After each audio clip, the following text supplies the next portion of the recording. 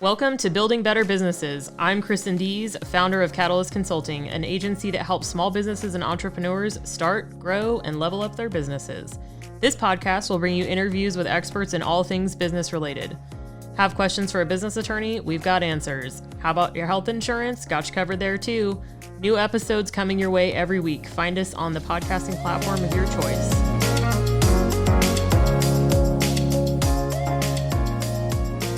Thanks for joining us on this episode of Building Better Businesses with Catalyst Consulting. My guest today is Shawna Schuh, and she is a wizard in many ways, but also does a lot of leadership coaching and consulting work. So I'm pretty excited to have her here. Thanks for joining me, Shawna.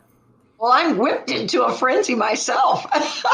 So yay. We're going to help people build better business. Excellent. Exactly. Yeah. That's my whole plan. That's what I'm trying to do.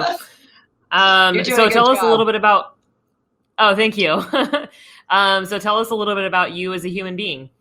As a human being, well, I live with other species, so I love that we've got, as a human being, me personally, I'm creative, I'm intelligent, and I am a servant leader. I would say those are three, and I'm blessed, super blessed. That's good. Yeah. And if I remember correctly, don't you live out on a ranch? Well, somewhere? I call it a ranchette. It's only 20 acres, but yes, I ranchette. I live in rural Western Oregon. Yeah, and I have a horse boarding facility as one of my businesses. So there's usually about 20, 30 horses. Very cool. Yeah, 20, 30 horses running around here at any given time. Very cool. I love horses. They're gorgeous. They're Share spirit. If you have another fun fact. If I didn't ruin your fun fact for you, do you have another one that you can share? Well, yeah, that. And another fun fact is I'm an adopted person. So my mother and father had jet black hair, and nobody can see this. I'm a redhead, white pasty skin girl. And so it was really interesting. And they were also older. So that was an interesting way to grow up, I think. Mm-hmm. Yeah. That's really and cool. Yeah. Yeah.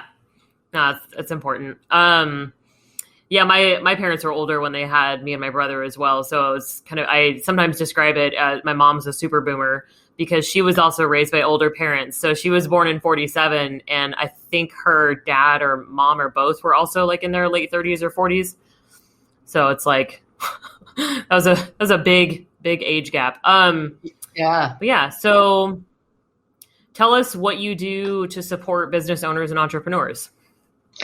Well, I'm a leadership and executive coach. And so what that means, I think coaching is an interesting word. I really feel that I'm an advocate for my clients, and I'm uncompromising in working towards their betterment. So I'm their word watcher. I'm their challenger. I'm the one that actually, and who does the leader go to? They're not going to go to the people who hired them. They're not going to go to the people they lead. They're not going to go to their peers. And if they go to their family goes, you'll figure it out. So that's what I believe I do is I'm there to say, I am absolutely your advocate. Whatever you want, I'm there to help you achieve it. No, it's great. I think it's a good way to look at it because you're right. Like you don't want to exhibit that weakness to the people who are working for you. Or your boss. Right. I mean, in some aspects, right? You're like, no, I know what I'm doing. I got this figured out. So Shawna comes in and swoops into the side and helps you out. So that's good. Well, and that's something I don't know if you find this with your clients, that they don't necessarily tell people they're getting coached. It's a secret weapon. Mm-hmm. Because they want a competitive advantage. Mm-hmm. So I think that's what we are, secret weapons. Yeah, it's like having a therapist. You're like, I don't want anyone to know that I'm like working on all this stuff. I just want to be like, look, I'm better. That's funny. So what's your background? What's your journey to where you're at now with like with your own coaching business?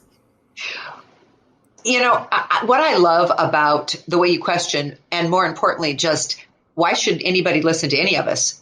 Yeah. How do you pick a coach? Right. And I think it's that energy that they bring. It is their journey. But I think it's the juicy bits. So like I went to finishing school 3 times. You know what I mean? It's like, what?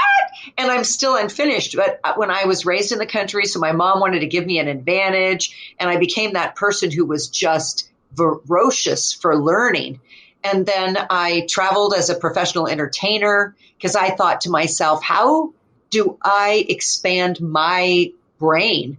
And I was living in Oregon, and you know, all of us as young people, I don't know if you felt this way, but we're like, I'm out of here. I'm like, this is backwards. So I went to Europe and I did all of that so that I could get I needed to see the way the world worked. And I've worked or lived in every state. I've gone to Europe. It's just been an interesting journey. And then I started teaching, and I realized I taught finishing, fashion, and commercial work, that I really dug helping people. I dug it a lot. And so I went back and got my, master certificates in NLP and my business certificates. And I just started, putting myself out there, because I do professional speaking, and then people see you and they go, oh my God, I like the way she thinks. And can you work with our company? So then I work with Columbia Sportswear or Nike. And then the executives went, could you help me? And next thing I know, I'm doing what I'm doing, and I'm loving every minute. Yeah, no, that's awesome. I think that's a pretty common happenstance with particularly like coaches and consultants, where all of a sudden they're like, oh, wait, people are paying me to know. Okay. All right. This is what I do now. Like, this is an interesting thing. Like, this is what I do. No, it's awesome. And I love that in a lot of cases, we don't have a linear track. Like it's just a little ladybug path of how you got to where you are from where you started. So that's fun. Oh, that's the best part. I love that expression, ladybug path. It's so good. Yeah. Yeah. Mine could it's be just more all like over the place. Yep. Yep. Busy bumblebee. Yeah, there's many options.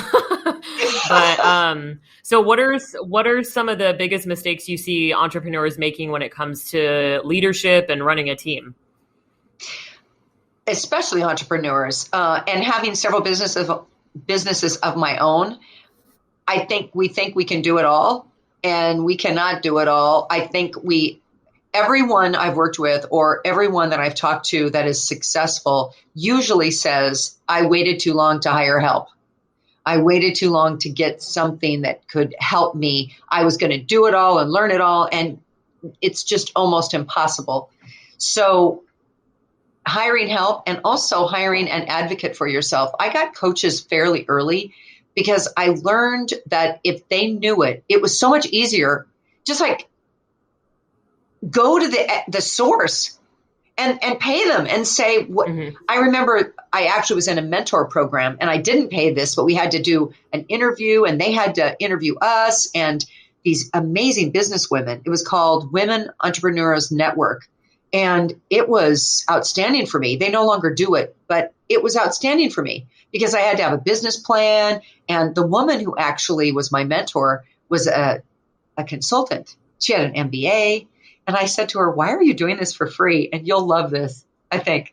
She said, well, people pay me great sums of money to come in and help their businesses, and don't take my advice. She said, I'm imagining that you're going to do everything I tell you. And I said, I will. And it was great. It was great. That's pretty funny. Yeah. Especially when you get up to like the higher levels, like in corporate America too. It's just kind of like, they'll pay you and then it's just the same way like it always was. So that's pretty funny. Yeah. So when there are lots of entrepreneurs, as we were kind of talking about earlier, start out solo and then need to add some team members or support, or maybe they're scaling their business and they need that kind of help too. So if they haven't had leadership experience in the past, what are some things that they need to know as they start to build a team? Like, how do they kind of work through that process? Great question. And when you're looking at your heart and you're saying, all right, I'm going to take these risks. And isn't that what an entrepreneur is, or a business person? If they're building their business, they're a risk taker. And so acknowledging that they're taking those risks and saying, okay, I'm going to take a risk now, and then weigh the cost. But I think what we get caught in is once we get someone, some entrepreneurs, not all, we have our way of doing things, and we're then in the weeds of managing or trying to get these people to do it their way. And I would say the biggest challenge or the biggest thing that people do wrong is they don't trust the people they hire. Like if you hire well, and that's a question mark, then these people are good at what they do. You got to let them do it. And that way then it allows you to do the big work that you have, the creative, the pieces that are your talents. And I find that a lot of people are micromanaging at the beginning, particularly. Yeah, that makes sense too. I definitely see that as well, where if they haven't created the right framework for like onboarding training, like here's the processes, then they end up having to like micromanage, or they're worried about all the things because there's not an effective like two-way communication street, like some sort of like project management kind of thing where it's like, hey, here's the things. And then the person is like, hey, just so you know, I got this stuff done. It's just like, hey, did this happen? Hey, did this happen? Hey, did this happen? So there's not like a, back and forth communication on what's happening, especially when you have remote help and you're just like, I have no idea. Like, I haven't seen this person. Did this happen? So yeah, that makes sense. And you make a very good point, because especially with remote help, where is it that is the accountability? And so that you can trust that it gets done.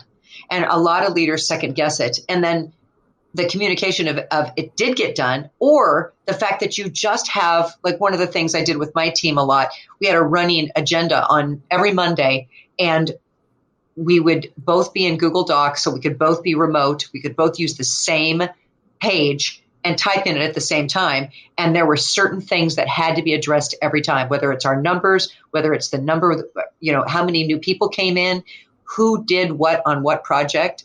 And it got gigantic. And then we'd click off when we were working on a project to another document to get into those pieces. It was brilliant. And then I always knew what was going on. Yeah. Yeah. And I think to your point too, like you were kind of talking about this, but how do you know when someone's doing a good job? Because so many people struggle with that in the entrepreneur space of knowing when they're doing a good job. Like what am I trying to accomplish as a business owner and entrepreneur? And am I hitting those goals and having the same kinds of measurements? So, and your employee knows if they're actually meeting the goals that you set for them. That's a big piece too. A lot of stuff that I do coaching on with clients that are like starting to hire people, if they're not comfortable with leadership, is the like clear expectations and consistent accountability is the formula that I believe in. Cause that helped me like at the beginning of my journey too, is like, be very clear about what you want, what you expect. If you care how it's done, then you need to be clear about that too. And then if it happens, then thank you so much, because that's accountability too. It's the good accountability. And then if something doesn't happen, then promptly addressing the situation is like, otherwise it just gets so much worse. And then it snowballs and it turns into this whole ordeal, and this person's not doing what you want them to, but you haven't really told them that. So it's like, I don't know, like kind of setting the foundation up front and then following up. Agreed. If they don't know, then, there's the problem is that a lot of leaders don't know how to do expectations. They think they were very clear and they were telling the person how to do it. And I find that this is another thing that people drop into. Forever, people are always, I told them, I hear this with my clients all the time. I told them, and I told them to do this, and I told them to do that. And I'm like, did you ask them? Now they'll ask at the end, did you get it done? And that in a way is saying, I didn't trust you that you did your job. So is that fair and reasonable? That's a technique I use a lot. Is it fair and reasonable what was just asked? And if that person acknowledges that, yes, indeed, it was fair and reasonable, then we can both agree it'll be done by, and then go to a level 5 agreement. Most people do not. Yeah. Yeah. Yeah. No, I totally agree. I had another thought too. Shoot. What was it? It'll come back. It always comes back. It will. They all circle. It does. Yeah. There's just floating around there somewhere. I always say I have too much stuff rattling around in my brain, and sometimes it gets lost for a minute. But I think it's such a huge thing. Oh, it came back. I told you it was going to come back. Is a lot of people will say we should do this, like we should have a thing or we should do this plan, but they don't directly say, hey, let's do this. Like, who's going to take which pieces and how are we going to get this accomplished? And they think that they're asking and they think that they're saying, hey, get this done. But they're just kind of like, because I do it myself sometimes. I'm like, oh, we should totally blah, blah, blah. And I just like throw it out into the ether. And I'm like, oh, but no one, someone has to pull the trigger. That's me. Like, I'm the one that has to be like, hey, this is happening. Like, what are the different pieces of it too? So to the point of like actually being like, hey, what's happening? Give some clear direction. So can I speak to that? This is a good technique that I think please. building the business, your podcast listeners would like. And I just was working with a group of leaders yesterday, and I had developed, I've got this level 5 leadership model. So we're looking at level 5 as far as communication and agreements. And I'd shared it with the entire team, and it was so funny because one of the gentlemen came in and he goes, I got to a level 5 with my wife. And I'm like, well, good for you. And what was hysterical is, and what you just said, whether it be in your regular life or in business, we live in level 1s a lot where you just said it. We all need to work on this. We need to think about that. And everybody's in agreement. So everybody feels good. We all agreed. And that was a level 1 agreement. Mm-hmm. We all agreed we need to think about it. We agreed we want to go to dinner. That nothing got done. Mm-hmm. So then level 2 is, yes, we're going to go to dinner. When do you want to go? Okay, sometime next week. Or in business, we say, we're going to put it on the agenda next time. But we're at level 2. Mm-hmm. We don't know who's going to do it, who's going to talk about it, anything. So then when you go to level 3, and each level is much more of specifics. So we're going to go to dinner next week. What day next week? We're going to put it on the agenda. Okay, who will put it on the agenda and who will talk about it? Now we're at level 3. We're going higher and higher each time. And by the time you get to level 4, most good, successful leaders spend a lot of time in level 4. I'll have it done by the end of the week. That's a level 4. We've made an agreement it'll be done by the end of the week, but we don't know if that's Thursday or Friday, and we don't know what time. A level 5 is that specific. So even though most people that are effective spend most of their time in level 4s, if you go to level 5, if you become a leader, a business owner that goes to level 5 with a when, who, and exact time, you're going to be highly successful, way more than you probably currently are. And even with your spouse, right? What day, when will we do it? Who will do it? Who's making the reservation? Yeah. Who's in charge of which parts? Like, it's basically ultimate project management. Like that's, it's like, this is the thing that we're doing and who's taking which things so that you know who to come back to. Be like, where were we going again? Yeah. Yep.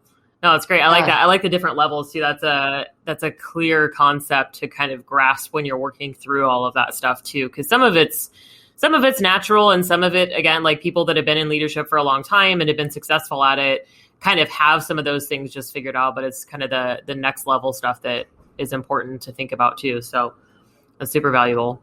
And we think we have it figured out. But yesterday when we were in this group, the woman who leads it all, she's in charge of the entire state. She was promising something to the group. And this is how beautiful it is when you bring somebody in to facilitate. And I'm sitting there and she said, okay, and I will have it to you next week. And almost 3 different people went, what day, what time? It was like, and it was so funny. They were nailing her on, you got to be at level 5. And it just made me happy. Yeah.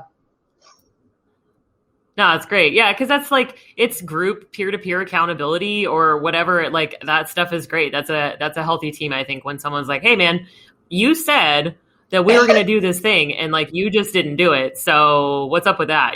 Like that's it's like healthy conflict. So no, I like that. Yes. Pushing the group to be good. So in your opinion, where does culture start when it comes to a company? Do you think it's employees or leaders or both? It's for certain both. However, it's sort of like a household. Somebody built that house. Somebody owned it. And everyone who comes into the house kind of gets a feel for it. So if we look at our businesses as the house we built, the project that we built, the business that we built, and we set it up a certain way with a certain feel, and then we are the prime example of what we are putting out in the world. And that's where the leader sort of sets the tone. But who you hire has an awful lot to do with what that culture, how that culture evolves. So if you hire people who are as committed or as loyal as you are, then you're going to get committed, loyal culture. You're going to get people who are feeding off of each other.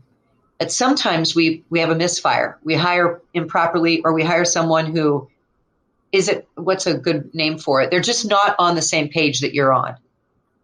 Now, can you shift them? I mean, obviously they were interested in you. You attracted them. And I believe you can if you ask the right questions. But I find that gossip is one of the most prevalent things that happen in most companies that I work with. And gossip can happen from a leader. And this is what I think a leader does improperly. So as people are listening to this, they're like, oh, we don't have any gossip. Well, the minute somebody comes to tell you as a leader that there's a problem, or they say, I don't know if you knew this, but so-and-so is doing this or talking badly, they're gossiping. And when you say, thank you so much for telling me, you're encouraging more of it, because people feel good now to tattletale on each other. And you start down a culture path you didn't want. Yeah. How do you kind of address that? Because I think for me, like I've always had a fairly open communication with my team, because I think if you don't allow any of it to you, it's still going to happen outside of you. And that's when stuff gets really bad, right? When you have no idea what's happening and you don't know that there's all this backbiting and drama and stuff. So where do you feel like the balance is of allowing people to be like, hey, this seems weird. Like this person's not doing what they're supposed to. Like, it seems like you should know. Yes. What's the balance? And really good question, because I think there is a balance. And one of the things I believe that we get more of what we praise. So if you want people to do really good work, you praise good work. If you want to get more people coming to you with their problems, praise, say thank you, and that was good of you to come. I wouldn't praise it. What I would do is ask a question. So if they say, well, so-and-so did this or said this about you, and you could say, tell me how you handled it. Now, if they look right at you with this blink, well, I came to you. I came to you to handle it. Well, we're all part of a team, aren't we? So how do you think this should be addressed? So all of these are putting it back onto that person to say, you're part of this. And I think sometimes in business, people feel like they did their job if they just told somebody. I've worked with so many companies, and that's what the team feels. They're like, that's what I did. I came to someone and told them.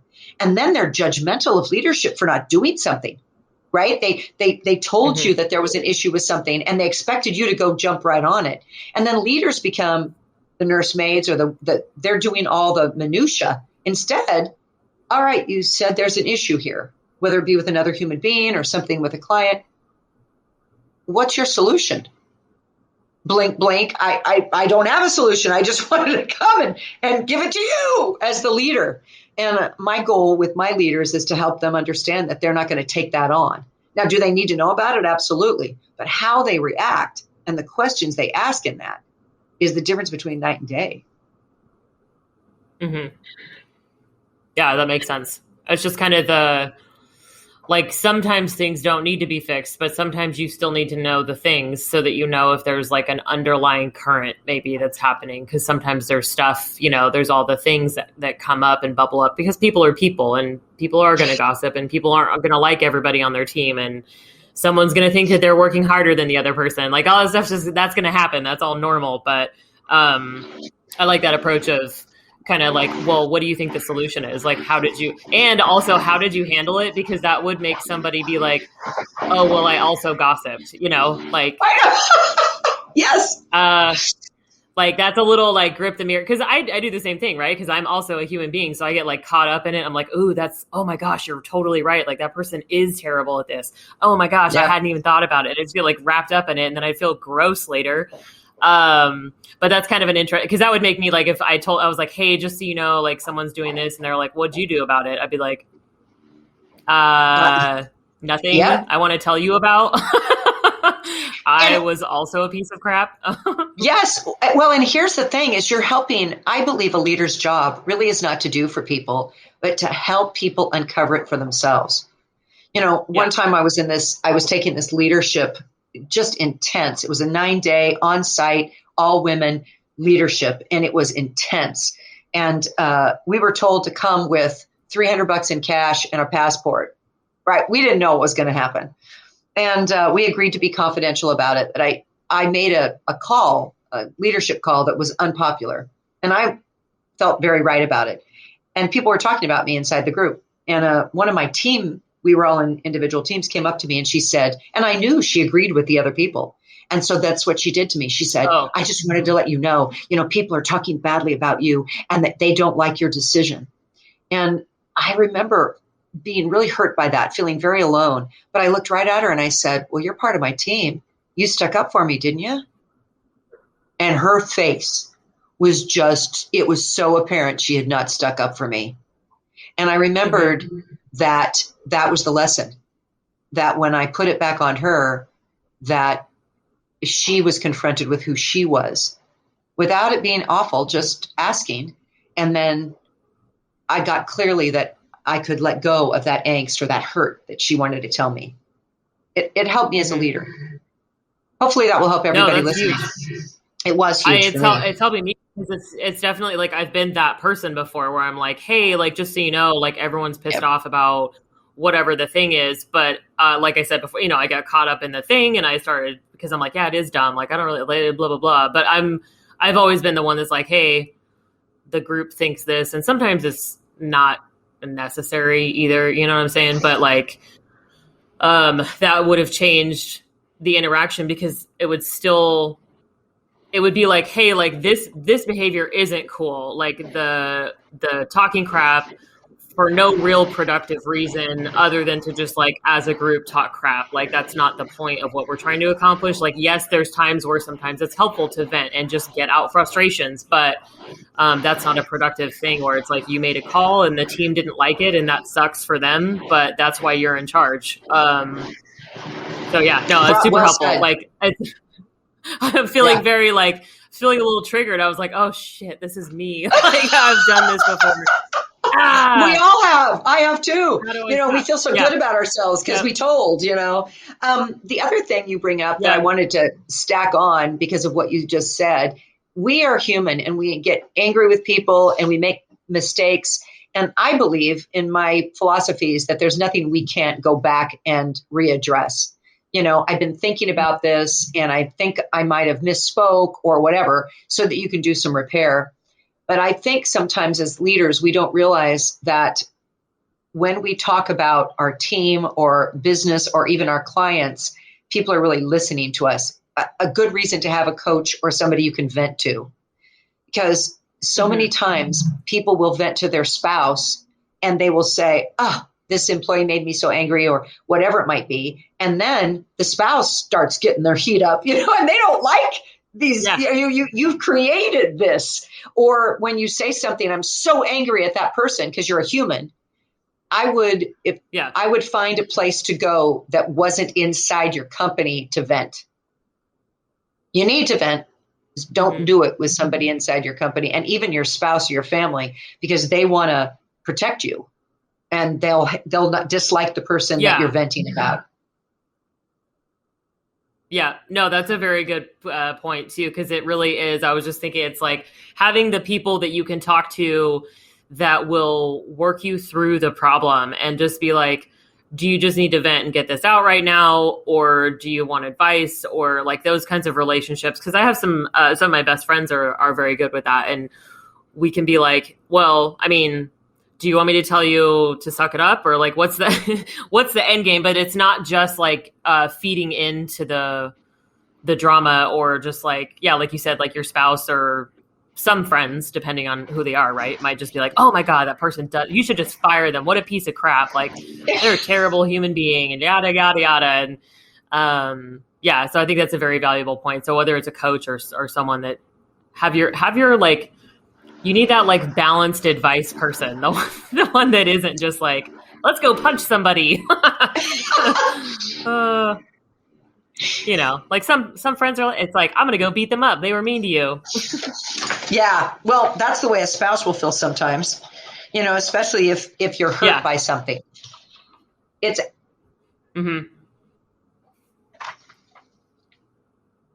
I can't see. It's okay. You can talk.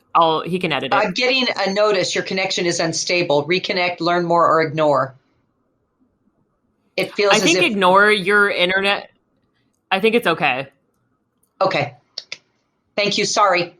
Your little, no, you're fine. It's fine. I'll tell him where it is and then it'll be quick. Your little internet thing has been not good the whole time, but I've been able to hear you just fine. So I think it's fine. I think we're good. Perfect.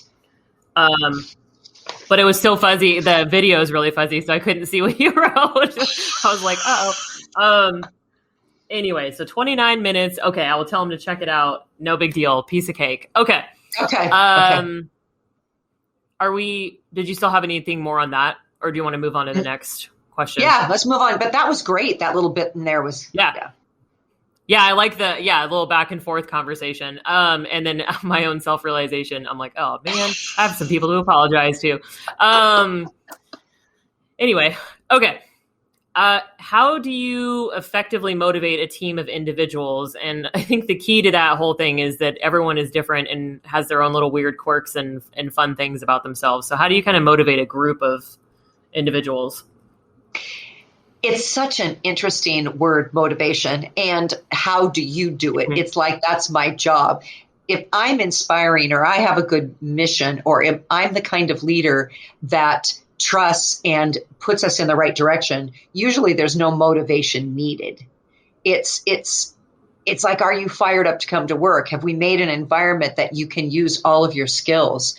Like, if I feel that I'm valued, oh my heavens, I'm on fire. So instead of saying, well, we're going to, during the pandemic, I worked with some of the companies, and because people were working so hard to get some things done, and so they provided all of them. They all had their car washed on a Friday, and they did all these wonderful, great things for these people. And part of it was wonderful and they were appreciative, but part of it backfired. Well, what are you going to do for me next? What are you going to do for me lately? And so it's sort of like when you train animals and you give treats, and then pretty soon you quit giving them treats. I don't give them treats to begin with because they need to be connected to me. We need to be on the same goal, and they have to understand that when they do what I'm asking them to do, they get praised. And when they don't do what I ask them to do, I correct, or I quickly say, no, let's retry.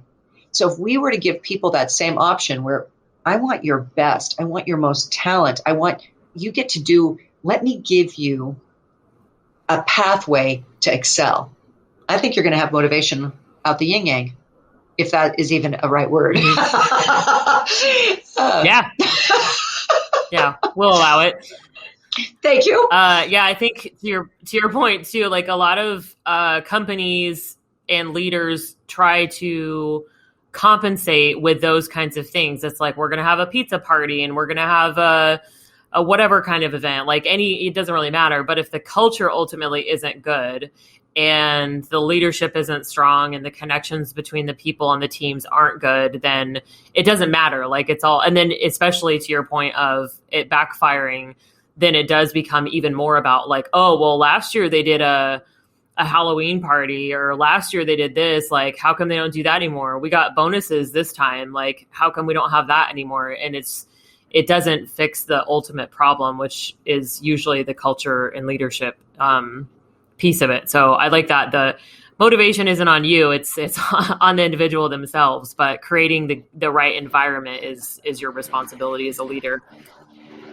Well said. Yeah. I worked with a company, and they were trying to figure out what the employees need. And this is the point: leaders come up with all these great things to do. It's sort of like even in a love relationship and the 5 love languages. And people will have troubles because their love language is gifts.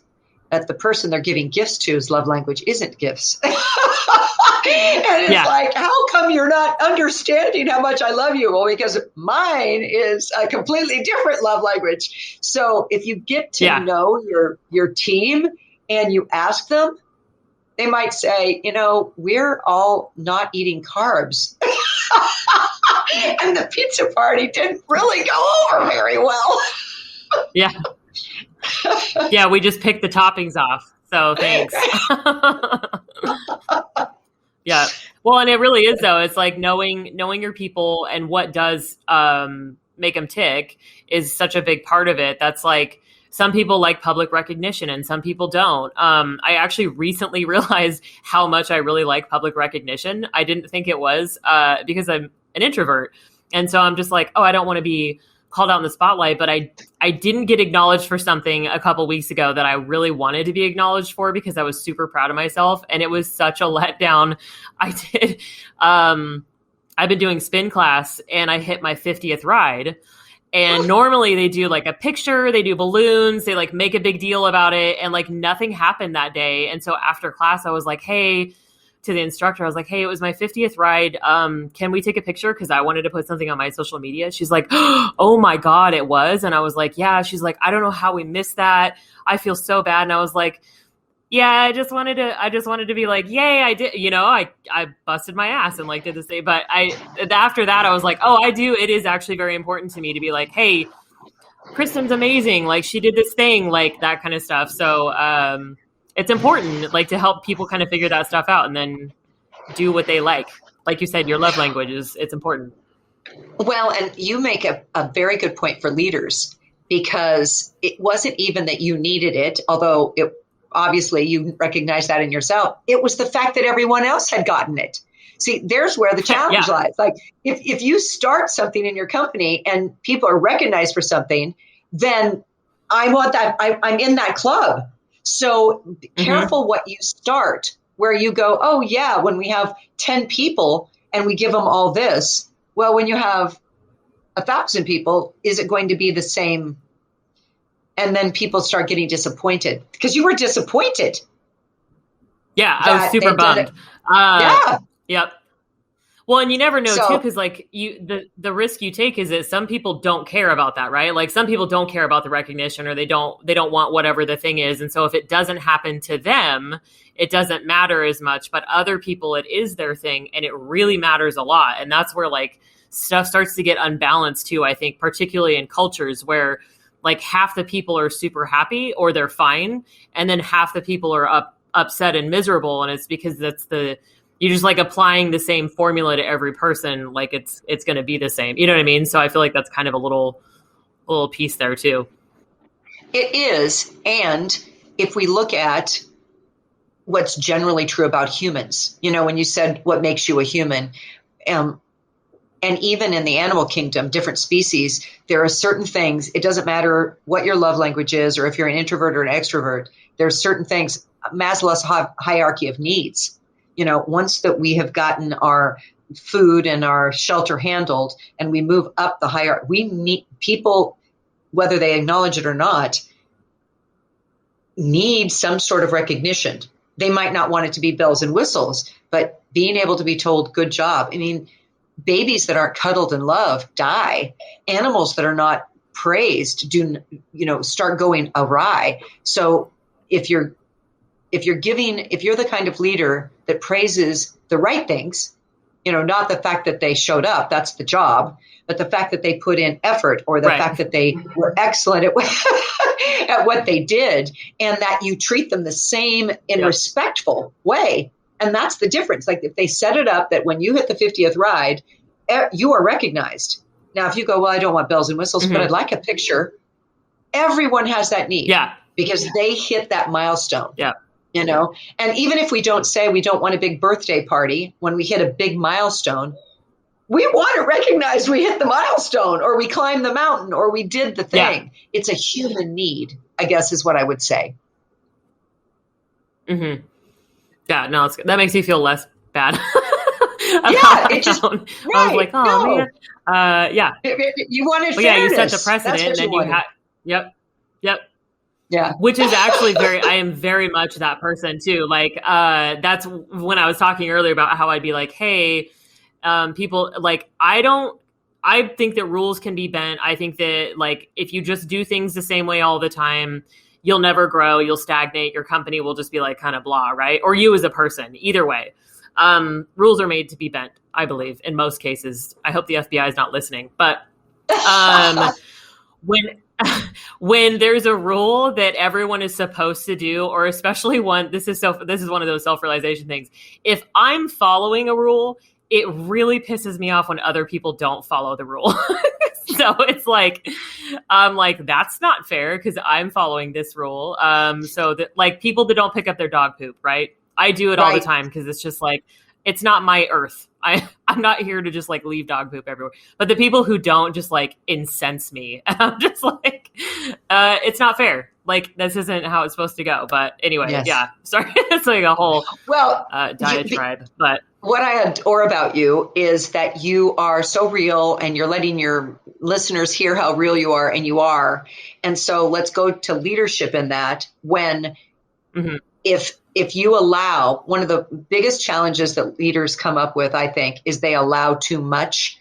And that's when someone, a human, you, would go, I am here on time every day and they're late at least 3 times a week. It's unfair, unright. It incenses them. And the leader just goes, well, they've got kids at home or whatever. And next thing you know, everybody is coming in a little later, or everybody doesn't want to be at the meeting. You know, there's so many Zoom meetings now that are at the beginning. It's, hi. No, get to the agenda, stick on time. You as a leader have such power, and you kind of can't be as human as everyone else. More importantly, the unhumanness of it is consistency. And humans aren't very consistent usually. So, but leaders must really get their consistency down. Yeah. I think that's such a huge thing. Like, there was certain things, because like every leader also has their own little things, right? Like the things that drive them crazy, or the things that they're super sticklers about. Everybody's different, you know, if it's how you format your emails or spelling stuff right, or timeliness. And so like for me at the last corporate job I worked, we had sliding start times. So you could start anytime from like 5 a.m. to 8-ish for the most part. And my rule was always, you have to be here before our stand up in the morning. So, because a lot of the people who worked later aren't morning people. And so they would be like 8:15, 8:20. And that never seemed to be a problem, because the line that I drew was, you will be here on time for our stand-ups in the morning. And that was what everyone knew was the rule, if that makes sense. So it was like, there was a little bit of flexibility. It's like, you know what? I don't care. Like, I get it. There are 2 kinds of people. There's people who are on time and people who aren't on time. There are 2 different struggles that are behind that usually. But it was like, I had the ability in that job, in that environment, to give a little bit more flexibility in that aspect, and just be like, hey, like, but this is it. Like, if you don't show up before this, we're going to have a conversation. And I would every time. And they would usually get a little bit of shame from the group if they showed up like 2 minutes into the morning. They'd be like, oh, look what time it is, you know? But because they're like, Kristen's gonna, ooh. So even that, like, there's still like, in that piece of it, you can still be flexible in some ways, but wherever the hard line is, like, that's where you have to say, absolutely not. Like, this will not happen again, or we'll have a different type of conversation. I used to say, we'll have a conversation on paper. And they're like, okay. Yes. So, absolutely. You did it well, because it gave flexibility, but also had a hard line. Everyone. Same thing with a meeting, where they're like, I don't really like meetings. Who does? So there's 2 elements to it. Number 1, is it really a mandatory meeting, or is it just a nice to have? Because we waste a lot of people's time. And then second of all, you make that meeting valuable.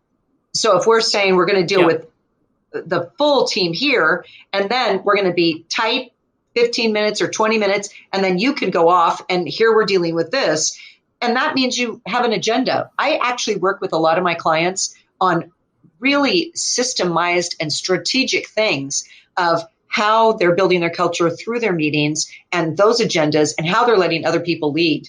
And it's amazing to me, as leaders get more and more out of the weeds, how much more creative and how much better the business does when we just put some things in place. I dig what I do a lot, as you can tell. Yeah. No, I love it. I do. You can get me going on like leadership philosophy forever. It's one of my favorite things to talk about. But yeah, it's really to your point, like have meetings that are valuable, because if people don't want to show up and they don't have their camera on and they're not participating, it's because they don't want to be there, which part of that is your, like you said, why are we having this meeting? Could it be an email? What's the actual purpose? Like who actually needs to be here for this meeting versus we're having a whole team meeting. This is some sort of team building concept or a team strategy session or whatever it is. But yeah, that's so huge, especially now because it's so easy to just like have a Zoom all the time. Like, so it's like, we should just have a meeting for this. I was talking to some of my friends from the last corporate place, and they're like, it's so frustrating because they're still not back in the office. And we used to be able to just walk over to someone's desk or, go down to the fourth floor and be like, hey, Brandon, I have a question about these numbers or whatever.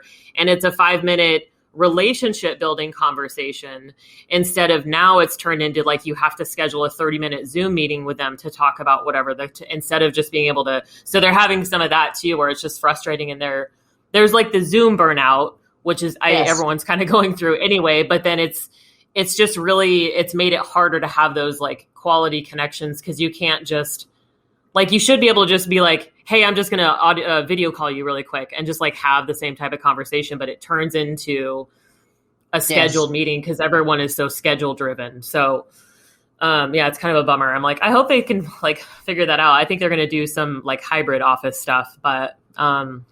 Agreed. And a lot of people are going back to work. They are. In Oregon, at least, things are very open, and people are going back to work. And I was on site with all the leaders yesterday, and I was down in California with leaders the week before, and it's vital. It's vital.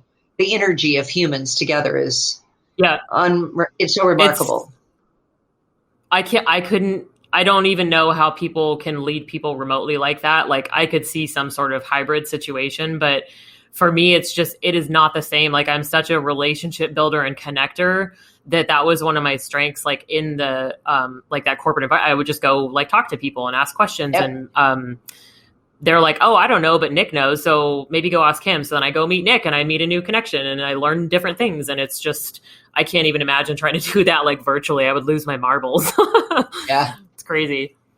Yeah. Oh, go ahead. Did you have another thought? Nope. I'm good. Okay. Yeah, that was good. It was a good conversation, Shawna. I love it. So as an entrepreneur and business owner yourself, what advice would you give fellow business owners when it comes to running their businesses? Oh my gosh, everything that I'm talking about. And I guess when you're a continual learner, people always say that they are and they want to be the best, but they get caught in their business instead of working on their business. So I always say, I can tell how committed you are to your growth if you give me your checkbook and your calendar. So I want to see are you investing in books, classes? Do you get coached? There's your checkbook. And then your calendar. When do you take time each day to learn, read, listen, whatever it is? Like here you have a podcast. So these people I'm talking to the choir. They're already listening to this podcast to get better. And so that's your job, right? If you're Jim Rohn, who is a business philosopher, has since passed away, brilliant guy. He wrote The Art of Exceptional Living and things like that. He said, if you want to make a living, get good at your job. If you want to make a fortune, get good at yourself. And they can't take away what you're putting in. So I would say that would be the advice, is that they should be investing in their growth, who they are. Because you're at the scene of every crime. I am at the scene of every crime in my life. And if you have problems with your team, well, maybe we ought to look at you. Yeah. Yep. Yeah. I was telling somebody, I'm like, if you come to me and you say, I need to fix my team, you, my friend, are a big part of the problem. And I'm really sorry to break it to you, but sometimes you just don't know. And that's like, to your point, like learn about yourself. One of my friends that he was also a guest on here, Chris Angel, he's amazing. I just love his message and how he shares it. But he was saying, if you ever want to grow as a person, start a business. It'll be, I'm paraphrasing, but it's like, it's the biggest journey in personal growth that you will ever start. And I think it's so true. Like just in the last couple of years, I've gone through so many different, like, holy crap realizations, personally, professionally, because they're all connected. And it's been huge, but it's really because I'm in this space to be able to do it because I do my own thing. I don't have to answer to anyone else and follow anyone else's agenda besides my clients, but you get what I mean. Yes. So yeah, that's huge. Learn and grow. Yes. Otherwise, what's the point? Like you're just existing at that point. That's not what it's about. So yes. What resources do you wish you had known about? You kind of mentioned the coaching and stuff at the beginning, but what resources do you wish you had known about before or at the beginning of your journey? Resources. When I opened my first businesses, we took advantage of almost everything that was out there from the SBA Small Business Helpline. I did this Women Entrepreneur Network. And to this day, I have constantly been looking at, I was just looking at a class to take. I was just trying to figure out if that's where I wanted to head. And maybe because of when I started out, there wasn't as much as there is now. And so I guess instead of what I wish, it's that I'm glad that I had that hunger or the ferocious quest to become the best I could. And I created my life. People say, oh, you're so lucky. I live in a log house on 20 acres and I'm like, well, I am. And I created all that. I created it up in my mind first, and now I live it. And so I am blessed to live this, the dream or whatever my dream was. And I believe that you can. And I love the gentleman, Chris Angel, I think you said his name was, because when you take the risk to be in business, you take the risk to serve. It's not just, anybody who has a business knows that it's not all that. It's not about profit. It's about making it through and helping people. And if you're in business for any other reason, then you need to check your heart, because I'm only successful because I'm helping people be successful. Yeah, exactly. Like you really, especially in the service-based arena, but in general, like your business will fail time and time again if you can't figure out how to put that service mindset at the beginning of things too, for sure. Yes. And I love that. I got goosebumps when you were talking about like you're like building your dream, because that happens too. People are like, oh, I wish I could do that. And I'm like, you can. It is hard. But if you are intentional and you have that mindset, whether it's whatever you want to call it, manifestation, however you want to phrase it, it's you set a goal, an insane goal that is so big that it's like, this doesn't even make sense.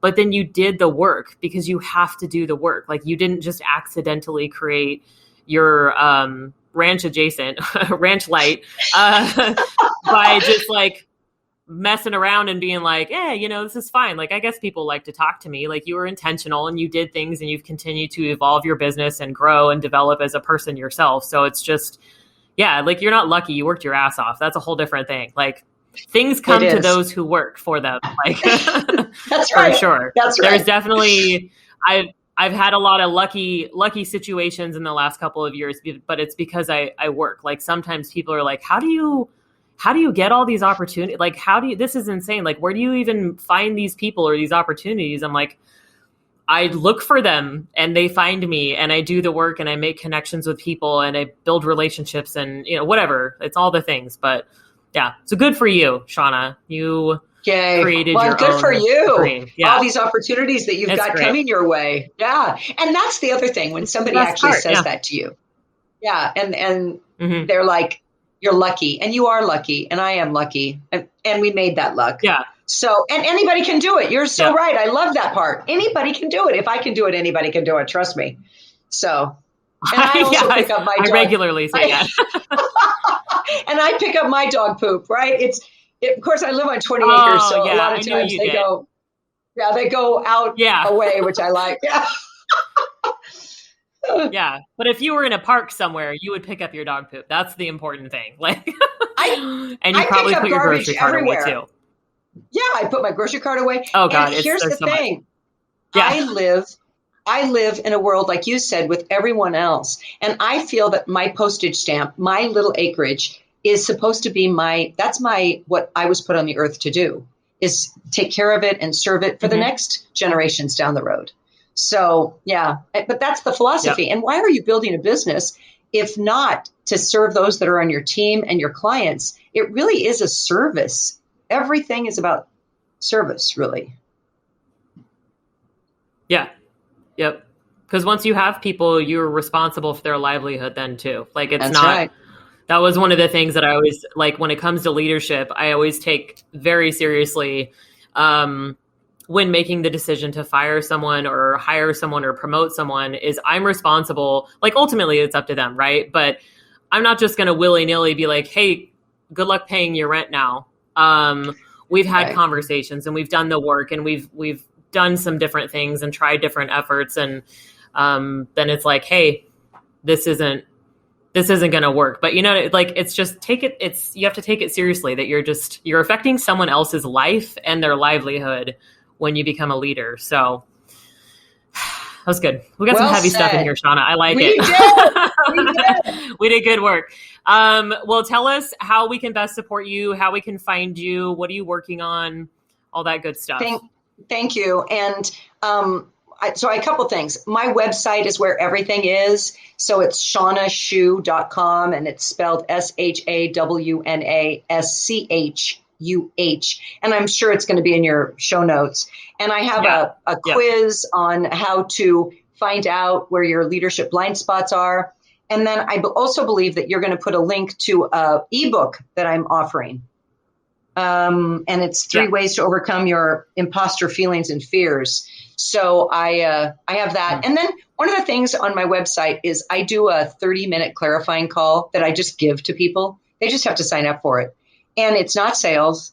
I just want to help people. And it also keeps my finger on the pulse of where the issues are.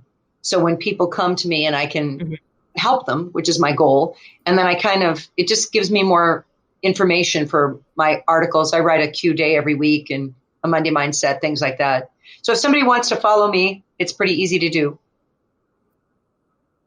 Yep. It's good. I did your the leadership quiz, I think, when we first talked. And so I'm on your mailing list now. It's good content. So nice. Thank you. Yeah, because sometimes you sign up for stuff. I'm like, oh God, I have to have this. I can't unsubscribe now because they'll see it. So yours is great. It's good stuff. Yeah, exactly. I'm like, well, that's. I guess I'm just gonna do this till I die. But perfect. Well, thank you so much for joining me. I'm super glad that we got to connect, and I had a great time chatting with you. Oh, I did too. You're doing great work here, and I'm sure your listeners adore everyone you interview. I hope so. Yeah, it seems like it. People like it so far. So thank you. And I'm sure I will talk to you soon. Yes.